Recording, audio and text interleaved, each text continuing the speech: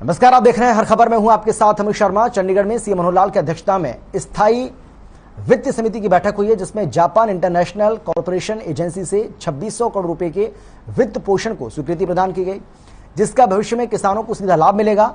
बैठक की अध्यक्षता करते हुए सीएम ने कहा है कि जापान इंटरनेशनल कॉर्पोरेशन एजेंसी के सहयोग से क्रियान्वित ये परियोजना घरेलू बाजार में फलों एवं सब्जियों की आपूर्ति श्रृंखला को मजबूत करने के साथ साथ इनका पर्याप्त निर्यात भी सुनिश्चित करेगी।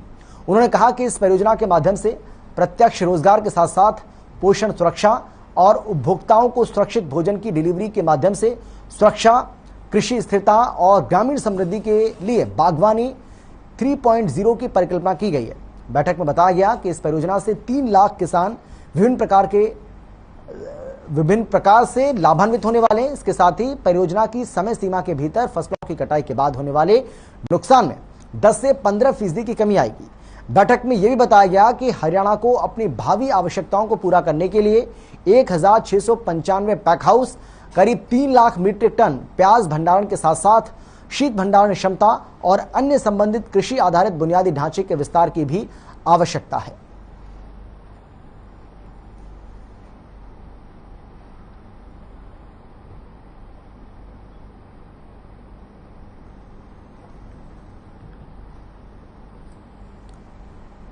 और अब खबर है नारनौल से, जहां बिजली मंत्री रणजीत सिंह चौटाला हल्के के गांव पेटवाड़ में पहुंचे। जहां पहुंचने पर उनका मास्टर ऋषिकांत और करण सिंह ने पगड़ी पहनाकर स्वागत किया। इस दौरान उन्होंने कहा कि देश से क्षेत्रीय पार्टियां तेजी से खत्म हो रही हैं और बीजेपी देश की एकमात्र लोकतांत्रिक राष्ट्रीय पार्टी है। साथ ही कहा कि पेटवाड़ गांव में डिस्पेंसरी के लिए नया भवन बनाया जाएगा। उन्होंने कहा कि राज्यसभा के लिए 3 उम्मीदवार हैं। बीजेपी जीत जाएगी लेकिन कांग्रेस हार जाएगी। राज्यसभा में एक बीजेपी का उम्मीदवार है, 3 उम्मीदवार खड़े हैं। कांग्रेस हारेगी, दोनों जीतेंगे। एक इंडिपेंडेंट जीतेगा जो कार्तिक है वो जीतेंगे, दूसरे जो बीजेपी के कृष्ण पवार है वो जीतेंगे। राज्यसभा में मेरा वोट जो है वो कार्तिक को दूंगा। मैं उसका नॉमिनेशन भरवा के आया हूँ, मैं जो करके आया हूँ वही करूंगा। नहीं, आजाद करके नहीं, ये करके कि बीजेपी के अपने वोट पूरे हैं, उनके पास फालतू वोट है देने को, तो अपने वोट भी दूसरे को देंगे।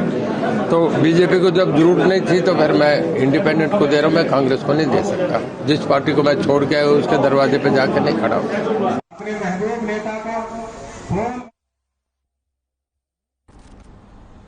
पंचकुला के ताऊ देवीलाल खेल परिसर में 4 जून से 13 जून 2022 तक आयोजित होने वाले खेलो इंडिया यूथ गेम्स 2021 को लेकर सिरसा उपायुक्त अजय सिंह तोमर ने लघु सचिवालय में खेल विभाग के अधिकारियों और कोच के साथ बैठक की और निर्देश जारी किए कि खिलाड़ियों को भेजने के लिए बसों की व्यवस्था करें ताकि खिलाड़ी उन खेलों को देखकर उस स्तर की तैयारी के लिए प्रोत्साहित हो सके। साथ ही उपायुक्त ने कहा कि इसके अलावा अधिकारी ये भी सुनिश्चित करें कि खिलाड़ियों और उनके अभिभावकों को यात्रा और अन्य सुविधाओं में किसी प्रकार की परेशानी ना हो। गौरतलब है कि सिरसा के 6 बच्चे खेलो इंडिया गेम्स में खेलने के लिए गए हैं, जिनमें 2 खिलाड़ी हैंडबॉल, 2 फुटबॉल और 1 एथलेटिक और 1 तीरंदाजी खेल से संबंधित हैं।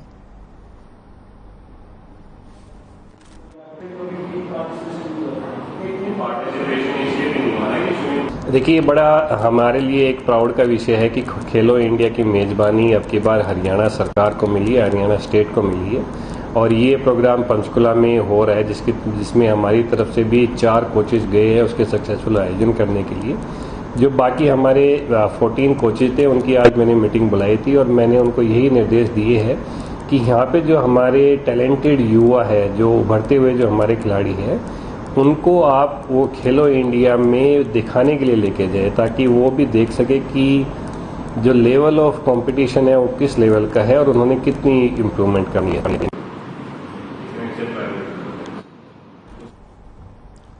आतंकी संगठनों ने देश भर के अनेक रेलवे स्टेशनों को उड़ाने की धमकी दी, जिसके बाद पुलिस पूरी तरह से अलर्ट है। हरियाणा के भी कई रेलवे स्टेशनों को उड़ाने की धमकी दी गई है और इसी कड़ी में सिरसा के रेलवे स्टेशन पर भी सुरक्षा का कड़ा पहरा है। आपको बता दें कि सिरसा में राजस्थान, पंजाब, गुजरात, जम्मू कश्मीर, दिल्ली, हरियाणा सहित अनेक राज्यों से ट्रेन सिरसा आती हैं। सिरसा रेलवे पुलिस ने यात्रियों से अपील की है कि अपने आसपास के संदिग्ध व्यक्तियों पर नजर रखें। आस पड़ोस में संदिग्ध सामान मिलने पर तुरंत रेलवे पुलिस को जानकारी दें।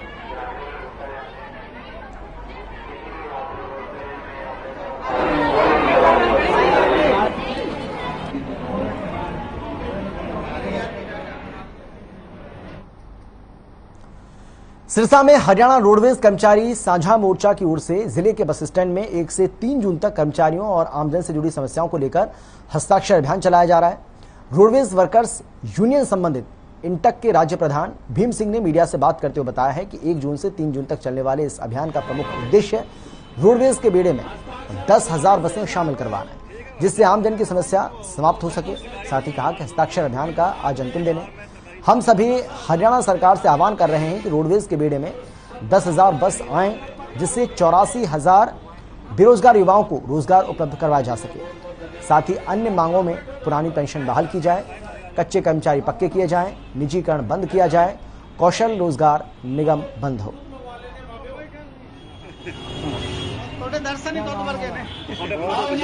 हमारा जो हस्ताक्षर अभियान 1 जून से 3 जून तक चलाया गया है, हरियाणा रोडवेज कर्मचारी साझा मोर्चा की तरफ से यह अभियान चलाया गया है और आज ये आखिरी दिन है। इस हस्ताक्षर अभियान से हम मांग करते हैं, वह पब्लिक मांग करती है कि हरियाणा सरकार हरियाणा रोडवेज के बेड़े में 10,000 बसें शामिल करे और 70,000 युवाओं को पक्का रोजगार दे।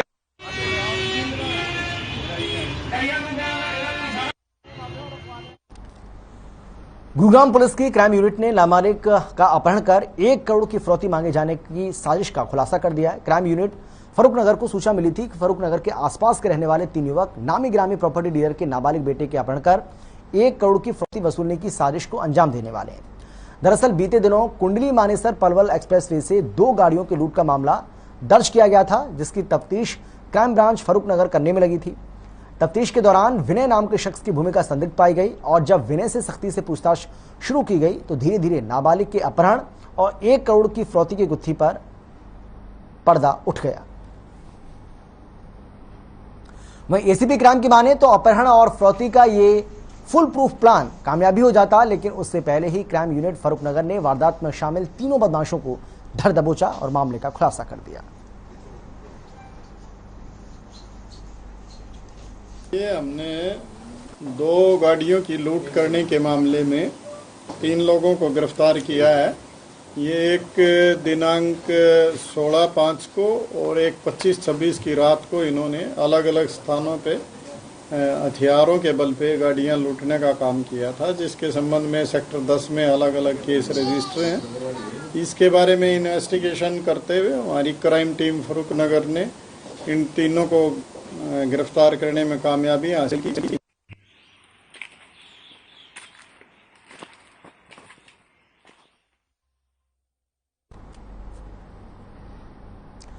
हरियाणा में 3 जून को रेल रोको आंदोलन का मैसेज खालिस्तान की तरफ से वायरल हुआ था, जिसको लेकर प्रदेश में शुक्रवार को सभी स्टेशनों पर पुलिस तैनात की गई और इसी कड़ी में बल्लभगढ़ के रेलवे स्टेशन पर भी काफी संख्या में पुलिस की तैनाती नजर आई। बल्लभगढ़ जोन के एसीपी मनीष सहगल भी पुलिस बल के साथ स्टेशन पर यात्रियों के सामान की जांच करते हुए सुरक्षा व्यवस्था का जायजा लिया। इस दौरान एसीपी मनीष सहगल ने मीडिया को जानकारी देते हुए बताया है कि पूरे हरियाणा में खालिस्तान की तरफ से रेल रोको आंदोलन का मैसेज वायरल हुआ था, जिसको लेकर फरीदाबाद के कई स्टेशनों पर पलवल से तुगलकाबाद तक स्टेशन पुलिस की तैनाती की गई।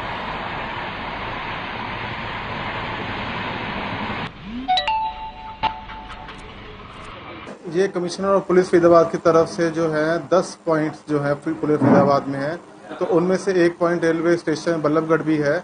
जो संस्था जस्टिस फॉर जो सिक्स है उनकी तरफ से जो ये घोषणा की है कि रेल रोको अभियान करेंगे हरियाणा और पंजाब में, उसी के जो है मद्देनजर जो है कानून व्यवस्था को देखने के लिए यहाँ पे आज ड्यूटियाँ लगाई गई हैं, जिसके अंदर जो है चेक किया गया कि सारी ड्यूटियाँ मुस्तैद हैं और सारे उपकरण के साथ, और 1-2 और पॉइंट भी यहाँ पर हैं जिनको स्वयं भी चेक किया गया है। और कोई भी ऐसी कोई भी चीज़ हो जिसमें आरपीएफ जो हमारे साथ ही है, जीआरपी भी साथ ही है, और सीआईडी से जो भी इनपुट आती है तो इस पर जो है कदम लिया जाएगा। आजादी के अमृत महोत्सव के तहत नेहरू युवा केंद्र के तत्वाधान में इंद्री के गांव सरवन माजरा में विश्व साइकिल दिवस के मौके पर कार्यक्रम आयोजित किया गया। इस कार्यक्रम में विधायक रामकुमार कश्यप ने बतौर मुख्य अतिथि शिरकत की। मुख्य अतिथि ने विश्व साइकिल दिवस पर साइकिल दौड़ में शामिल 100 प्रतिभागियों को गांव भादसों से हरी झंडी दिखाकर रवाना किया। इस मौके पर रामकुमार कश्यप ने कहा कि यदि हमें अपना शरीर स्वस्थ और बीमारियों से दूर रखना है तो हमें प्राचीन योगों को अपनाना ही होगा। उन्होंने कहा कि हमारे खान पान की वजह से मोटापे, हृदय रोग, मानसिक बीमारी मधुमेह और गठिया कई बीमारियों ने हमें अपनी चपेट में लिया है। उन्होंने बताया कि साइकिलिंग करने से पर्यावरण में प्रदूषण नहीं होता है और आधा घंटा साइकिलिंग से हमारा शरीर तंदुरुस्त रहता है। उन्होंने सभी लोगों को आह्वान किया है कि वो अपने शरीर को स्वस्थ रखने के लिए प्रतिदिन साइकिल अवश्य चलाएं। कार्यक्रम के दौरान रामकुमार कश्यप ने प्रतिभागियों को प्रमाण पत्र देकर सम्मानित किया। इस कार्यक्रम में नेहरू युवा केंद्र के अधिकारियों ने मुख्य अतिथि को स्मृति चिन्ह और शॉल भेंट कर सम्मानित किया।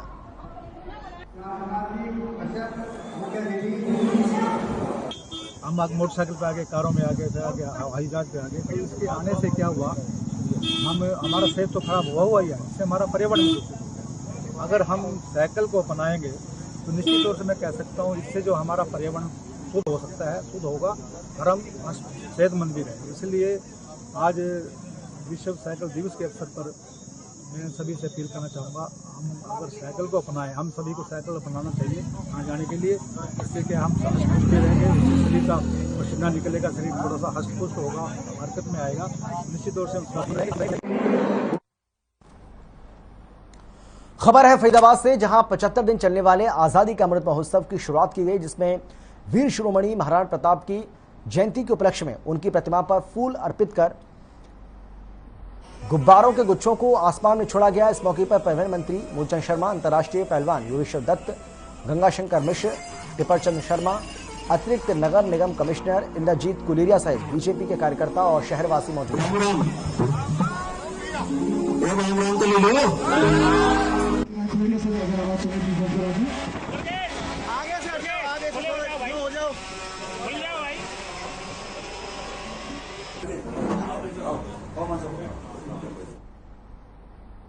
और अब खबर है रतिया से, जहां शहर के बीचों बीच अनाज मंडी और मॉडल टाउन के पास 2 एकड़ में बना पार्क लोगों के लिए मुसीबतों का कारण बनता जा रहा है।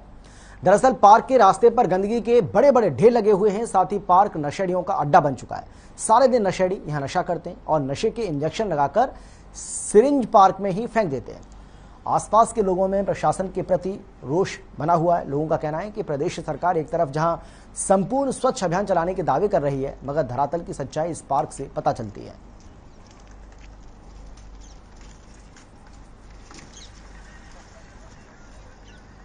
पार्क की हालत ये देखो, ये आप देख रहे हैं आसपास कितना कूड़ा कचरा पड़ा है। यहाँ पर नशेड़ी आते हैं, सारा दिन नशे वगैरह करते हैं, टीके लगाते हैं। यहाँ पर लड़कियाँ, औरतें, लेडी कुछ कोई भी नहीं आ सकता। यहाँ पर सारा दिन नशेड़ी बैठे, गुंडागर्दी होती है, सारा दिन लड़ाई झगड़े होते रहते हैं। यहाँ पर कोई भी लड़ाई झगड़ा होता है तो सभी यहाँ पर इकट्ठे हो जाते हैं। नशा होता है यहाँ पर बहुत ज़्यादा नशा हो रखा है और प्रशासन कोई भी सुध नहीं ले रहा। यहाँ अधिकारियों से कई बार मिल चुके हैं, उनके लिखित रूप में भी कई बार दे चुके हैं। एसडीएम साहब भी मौके पर आए थे, लेकिन अभी तक कोई कार्रवाई नहीं हुई। मैं प्रशासन से ये कहना चाहता हूँ कि अब जो पहले तो हमने कई बार आपको बोल दिया, आपने कोई कार्रवाई नहीं की, ना ही कोई प्रशासन की तरफ से कोई यहाँ, मतलब कल हमने देखा यहाँ कूड़े नगर पालिका की जो ट्राली थी यहाँ पर खाली होने लगी थी और हमने बोला उनको कि यहाँ पर मत कीजिए। हमने एसडीएम साहब को भी बोला, लेकिन अब मैं ये कहना चाहता हूँ नगर पालिका प्रशासन को कि आने वाला वक्त अब यहाँ नहीं, नगर पालिका में करेंगे हम ये खाली। कॉलोनी वासी अगर तंग आ रहे हैं इससे, क्योंकि यहाँ पर ग्राउंड था बच्चों का, कुछ समय पहले बच्चे यहाँ पर खेलने आते थे। गंदगी को देखकर बच्चों ने यहाँ पर खेलना छोड़ दिया। नशेड़ियों को देखकर यहाँ पर बच्चों ने खेलना, नशा करने आते हैं लोग, बिल्कुल नशा करने के लिए आते हैं। बच्चे खेलते थे यहाँ पर, लड़कियां भी आती थी खेलने के लिए। नशेड़ियों को देखकर यहाँ पर बच्चों ने अपना स्थान बदल दिया। पुंडरी में बन रहे हाईवे 152D पर एक भयानक हादसा हो गया। हाईवे पर आधी रात के बाद एक भारी वाहन चालक ने हाईवे पर सो रहे 4 मजदूरों को कुचल डाला, जिसमें 2 की मौत हो गई, जबकि गंभीर रूप से घायल हो गए कई लोग।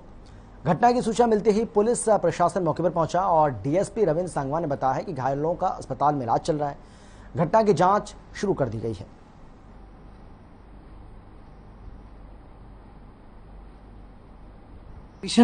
ये हाईवे पे एक्सीडेंट कैसे हुआ सर? ये तो पता नहीं कैसे हुआ। नहीं, कितने आदमियों का एक्सीडेंट हुआ? कितने आदमी यहाँ सो रहे थे? 4 बंदे सो रहे थे। इनको कोई अनजान गाड़ी थी, देखी तो हमने भी नहीं है।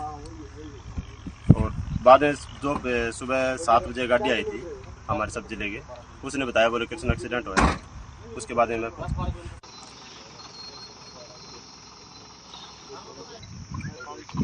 अब खबर है जींद से, जहां खटकर टोल प्लाजा के पास पुलिस और बदमाशों के बीच में मुठभेड़ हुई है। बुलेट प्रूफ जैकेट ने पुलिसकर्मी की जान बचाई। वहीं जवाबी फायरिंग में 2 बदमाश घायल हो गए। साथ ही पुलिस डीएसपी ने बताया है कि बाइक सवार 2 बदमाशों को जब पुलिस ने रोकने का प्रयास किया तो उन्होंने पुलिस टीम पर हमला कर दिया। इस हमले में सीआईए के एक जवान के बुलेट प्रूफ जैकेट को छूते ही गोली निकल गई। फिलहाल पुलिस मामले की जांच में जुट गई है।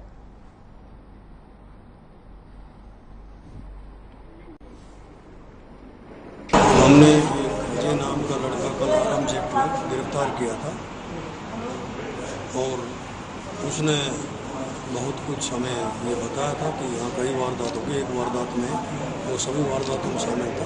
आज सूचना मिली थी, हमारे मुखबर ने बताया था कि 2 लड़के हैं और वहाँ अपने रोदा के पास खटखट टोल के इन बिटवीन वहाँ खड़े हैं और वो कोई ना कोई पक्की वारदात करेंगे।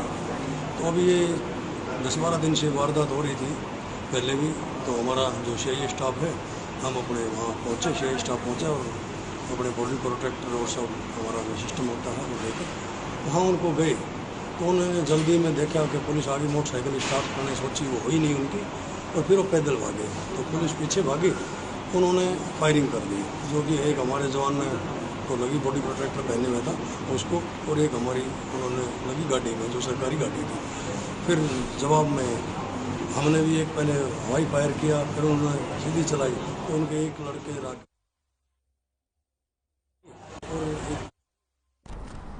रेवाड़ी पुलिस की PCR number 1 Delhi Jaipur highway पर एक अनियंत्रित ट्रक ने टक्कर मार दी। इस हादसे में एक होमगार्ड जवान की मौत हो गई, जबकि पुलिस के कई जवान घायल हो गए। आपको बता दें कि आनन फानन में आसपास के लोगों ने एम्बुलेंस की मदद से घायलों को तुरंत अस्पताल में भर्ती कराया। हादसे के बाद आरोपी ट्रक चालक मौके से फरार हो गया। पुलिस ने ट्रक चालक के खिलाफ तेज रफ्तार और लापरवाही से चलाने का मामला दर्ज किया, ट्रक को कब्जे में ले लिया। फिलहाल पुलिस ट्रक चालक की तलाश में जुटी हुई है।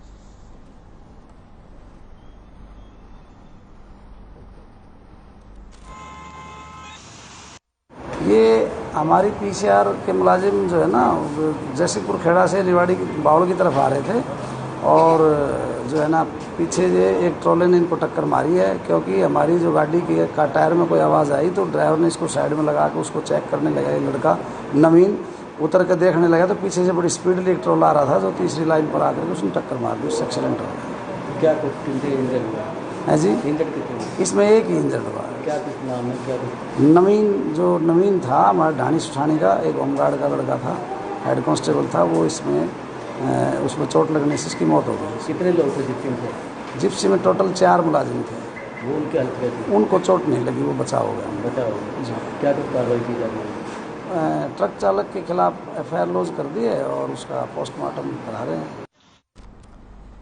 रेवाड़ी में एक महिला ने चिकन की डिमांड पूरी न होने पर फांसी का फंदा लगा लिया। हालांकि पति रात करीब 12 बजे चिकन लेने गया भी था, लेकिन उस वक्त दुकान बंद हो चुकी थी। मॉडल टाउन थाना पुलिस ने शव को कब्जे में लेकर पोस्टमार्टम कराया और मामले की जांच भी शुरू कर दी। मिली जानकारी के मुताबिक पत्नी कल्पना नेपाल की रहने वाली थी और अपने पति के साथ रेवाड़ी शहर के शक्तिनगर में किराए पर रहती थी।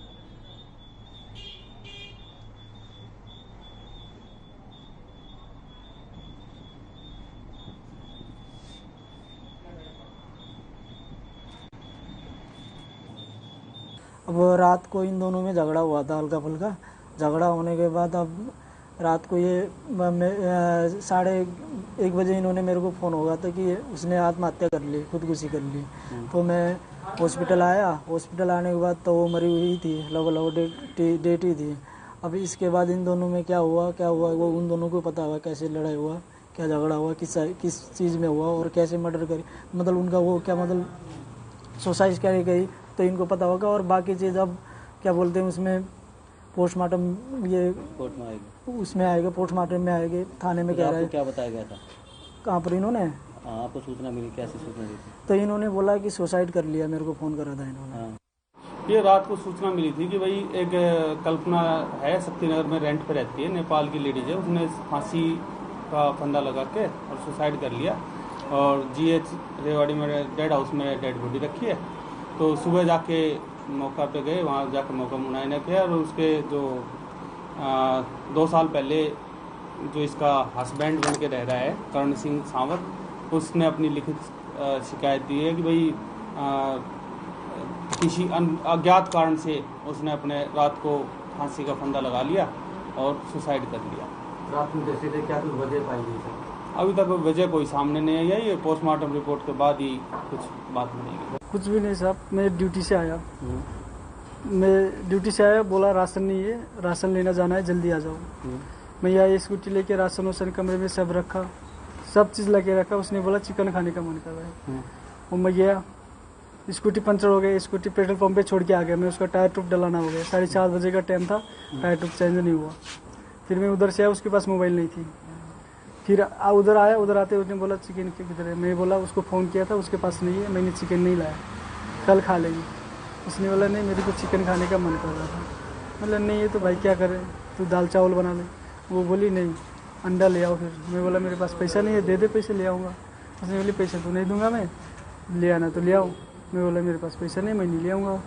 वो बोली ठीक है मैं नमक के साथ खा लूँगी, आप अपना व्यवस्था कर लो। और अब खबर है रेवाड़ी से, जहां पुलिस ने हत्या के मामले में 4 आरोपियों को गिरफ्तार कर लिया है। दरअसल अलावलपुर गांव के पास एक होटल में नहाने के लिए आए एक युवक की संदिग्ध परिस्थितियों में डूबने से मौत हो गई है, जिसके बाद मृतक के परिजनों ने उसके साथ आए दोस्तों पर पानी में डुबाकर हत्या करने का आरोप लगाते हुए पुलिस को शिकायत दर्ज कराई थी। पुलिस ने बताया कि कुछ दिन पहले धर्मवीर की धर्मेंद्र और सोनू से कहासुनी हो गई थी, जिसके बाद मंगलवार को चोरों ने इन चारों ने मिलकर उसको शराब पिलाई और साजिश के तहत धर्मवीर को स्विमिंग पूल में डुबो दिया। ये पूरी घटना होटल के सीसीटीवी कैमरे में कैद हो गई, जिसके बाद पुलिस ने कार्रवाई करते हुए चारों आरोपियों को गिरफ्तार कर लिया है।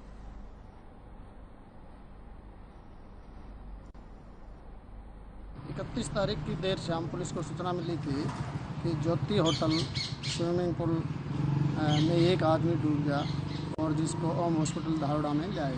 जो इस सूचना पर मैं पुलिस स्टाफ सहित मौके पर पहुंचे और जहां पर पीड़ित का भाई रमेश ने बतलाया कि भाई इस तरह इसके साथ 4 लड़के थे जिन्होंने स्विमिंग पूल में नहाते समय पानी में डुबो करके मार दिया। मृतक को आपातकालीन स्थिति में देखते हुए GH रेवाड़ी के डेड हाउस में भिजवाया गया तो डॉक्टर साहब ने मृत घोषित कर दिया। रमेश की शिकायत पर 4 लड़कों के खिलाफ FIR दर्ज की गई। डॉक्टर बोर्ड द्वारा पोस्टमार्टम कराया गया। मृतक